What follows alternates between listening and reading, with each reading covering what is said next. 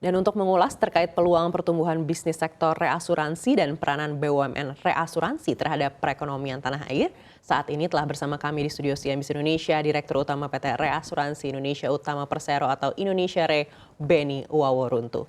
Pak Beni, apa kabar? Baik Mbak, terima kasih. Baik, Pak Beni, dalam rangkaian kemerdekaan Indonesia yang ke-78 dan juga rencana Indonesia untuk bisa menjadi negara maju dan mandiri ke depannya, lalu seperti apa kontribusi yang bisa disiapkan Indonesia Re?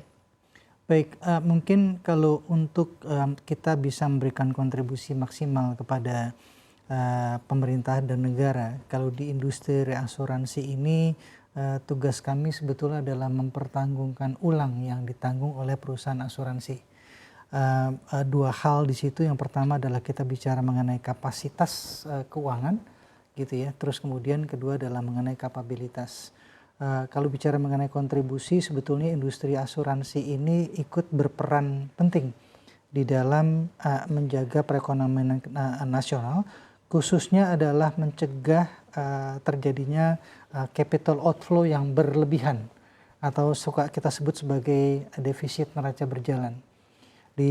Sampai dengan akhir tahun 2022 itu angkanya sekitar 1,9 miliar US dollar. Itu defisitnya sekitar 30 triliun rupiah. Dan kalau kita deep dive lagi, ternyata salah satu penyebabnya adalah memang premi reasuransi yang kita bayarkan ke luar negeri itu jauh lebih besar daripada premi yang masuk dan atau klaim yang kita terima di sini. Jadi memang salah satu tugas kita adalah bagaimana kita bisa memperkecil itu dengan melakukan peningkatan kapasitas keuangan, gitu ya. Baik melalui permodalan, kemudian juga hal-hal lain yang secara organis ya kita bisa lakukan. Contohnya adalah peningkatan bisnis kita, baik secara kualitas maupun kuantitas. Terus kemudian juga proses bisnisnya itu sendiri, tata kelola SDM sampai dengan IT. Itu beberapa hal. Kemudian kedua adalah tentu dari sisi manajemen risiko. Karena tugas kita menahan risiko, kita sebagai backbone di industri jasa keuangan di Indonesia, dalam hal kita mengelola risiko, artinya kita mengelola itu adalah berapa yang kita tahan sendiri, berapa yang kita bagi, dan berapa yang kita lempar keluar. Ini harus kita manage dengan lebih baik. Nah, ini tugas utama kita di dalam kita membantu pemerintah dan negara untuk bisa memajukan Indonesia. Lalu bagaimana evaluasi kinerja Indonesia Re hingga semester 1 2023 ini? Apakah sudah sesuai ekspektasi? Sampai dengan semester 1 di 2023 kami melihat hampir semua indikator kami memenuhi dan bahkan ada beberapa yang melebihi ekspektasi sebetulnya. Artinya adalah memang proses transformasi, proses perbaikan yang kita lakukan ini sudah on track dan sudah on schedule walaupun kita belum puas. Dan kita tentu harus kita harus melihat kemungkinan terburuk yang mungkin bisa terjadi. Bagaimana kita bisa memitigasi risiko, apa yang terjadi sampai dengan akhir tahun itu yang harus kita minimalisir. Baik, terkait dengan pencapaian premi reasuransi sendiri, apakah ini juga sudah sesuai dengan target? Untuk Indonesia Re atau PT Reasuransi Indonesia Utama sebetulnya sudah 2 tahun ini kami tidak terlalu berfokus kepada pendapatan premi saja, gitu. Karena untuk mendapatkan premi sebetulnya tidak mudah. Kenapa? Karena reasuransi adalah program wajib yang harus dilakukan oleh setiap perusahaan asuransi yang ingin menjual produknya di Indonesia. Namun demikian, yang menjadi masalah adalah bagaimana kualitas bisnis itu, bagaimana kualitas premi tersebut yang akan terlihat dari pendapatan underwriting kita atau pendapatan teknis kita. Makanya kita lebih menekankan kepada pencapaian di sisi profitabilitas, baik dari sisi pendapatan teknis maupun pendapatan investasi. Baik, kalau melihat sisa 2023 ini, apakah ada momentum yang mungkin harus menjadi catatan Indonesia Re?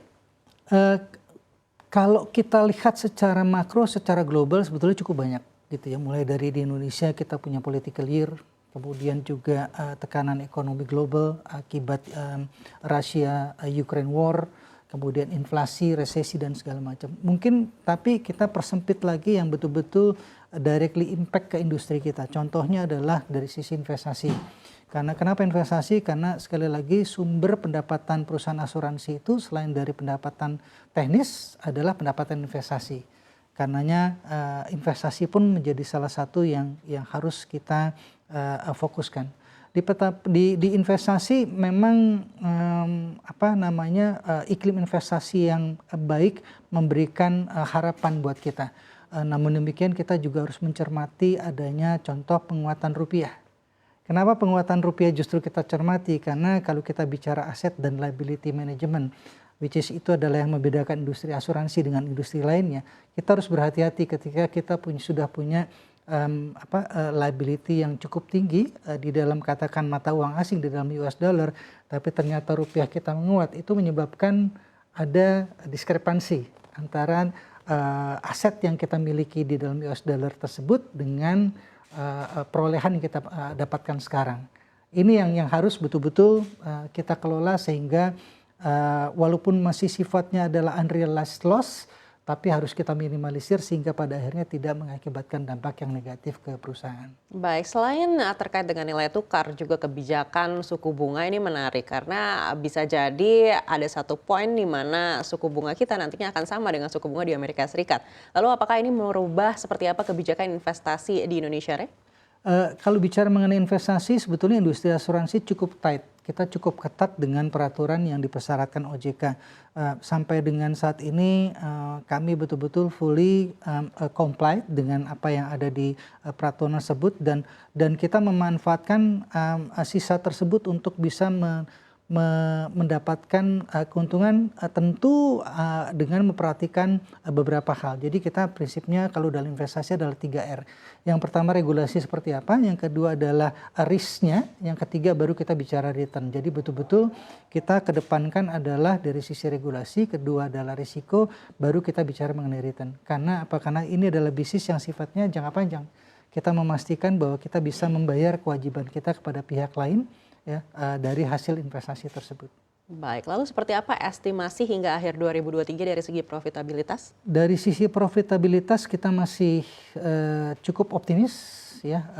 Sampai saat ini pun beberapa angka kita termasuk profitabilitas kita melebihi apa yang sudah ditargetkan secara proporsional sampai dengan bulan berjalan. Baik, apakah ada rencana untuk penetrasi ke sektor yang baru sebagai bentuk ekspansi? Menilik kepada bisnis yang selama ini kita dapatkan, baik dari sisi profitabilitas, baik dari sisi proses bisnis dan sebagainya, kita melihat nomor satu adalah bisnis di reasuransi jiwa, itu akan menjadi salah satu fokus kita. Di samping tentunya di reasuransi umum adalah di line of business property dan marine cargo. Karena memang bisnis-bisnis tersebut selain profitabilitasnya juga cukup tinggi, kita juga melihat bagaimana praktek bisnis di 3 line of business itu yang secara manajemen risiko yang mungkin akan tidak terlalu memberikan hasil yang negatif ke perusahaan. Baik, tapi kita tahu juga di industri asuransi jiwa sendiri terjadi perlambatan. Lalu strategi apa yang mungkin akan dilakukan Indonesia, Re? Iya, memang status kita adalah sebagai penanggung ulang dari asuransi. Namun demikian ini tidak berarti bahwa kita hanya bersifat menunggu. Kita harus bisa memberikan ide-ide karena sifat reasuransi adalah international business. Kita punya international network ya dengan rekan-rekan kita baik broker maupun penyedia reasuransi global. Mereka punya exposure, expertise dan experience yang lebih jauh, lebih lama, lebih luas daripada kita. Ini harus kita manfaatkan untuk kita bisa membantu perusahaan asuransi. Contohnya adalah dengan ide-ide mengenai produk-produk baru, ya, dengan ide-ide mengenai risiko-risiko yang mungkin timbul. Hal-hal seperti itu yang kita coba create. Walaupun sekali lagi status kita, posisi kita adalah sebagai backbone di belakang. Namun ini tidak menutup kemungkinan kita untuk kita bisa menjadi playmaker. Kita ajak mereka untuk melakukan inovasi. Baik.